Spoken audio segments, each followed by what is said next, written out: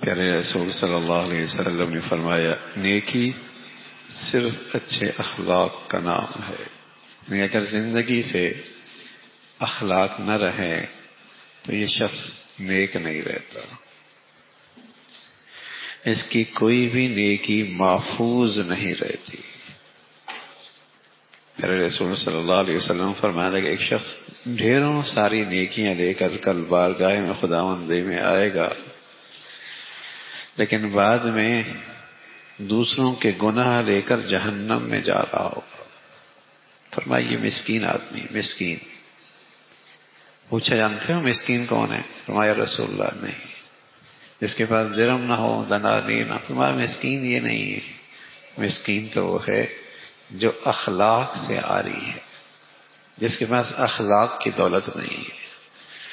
بہت ڈھیر ساری نیکیاں لے کے آیا بارگاہ خداوندی میں، اور دنیا میں بد اخلاق تھا، کسی کو زبان سے تکلیف دی، کسی کو رویے سے تکلیف دی، کسی کو معاملات میں تکلیف دی، کسی کے لیے معاشرت میں موذی بنا رہا۔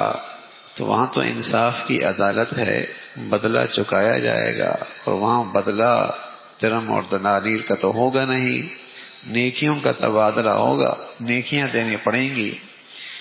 اور یہ سب دینے والوں کو نیکیاں دے کے جب جائے گا تو پھر بھی کچھ لوگوں کے ساتھ کی ہوئی زیادتیاں اب بھی باقی ہوں گی، تو وہ کہیں گے اللہ ہمارا حق تو اب بھی باقی ہے۔ تو کہا جائے گا ان کے گناہوں کا بوجھ اس پہ ڈالو، اور یوں اس طرح یہ شخص جہنم میں جا رہا۔ البر حسن الخلق، نیکی تو صرف اچھے اخلاق ہیں۔ اگر اخلاق زندگی سے نکل جائیں تو ڈھیروں ساری نیکیاں بھی صفر ہو جاتی۔ زبان کیسی ہے؟ ہم بہت سارے برائیوں کو برائیاں ہی نہیں سمجھتے۔ سود کھانے کو برائی سمجھتے ہیں، خنزیر کھانے کو برائی سمجھتے ہیں، لیکن غیبت کرنے کو گناہ نہیں سمجھتے۔ حالانکہ یہ خنزیر سے کم کھانا گناہ نہیں ہے، یہ تو مردے بھائی کا گوشت کھانا ہے، لیکن چونکہ زندگی کا حصہ بن چکا ہے، رچ بس چکا ہے۔ طنز کرنا، کسی کی حقارت کرنا، کسی کے لیے تکلیف کا باعث بننا، اسے گناہ نہیں سمجھتے۔ اتنی بڑی بد اخلاقی ہے۔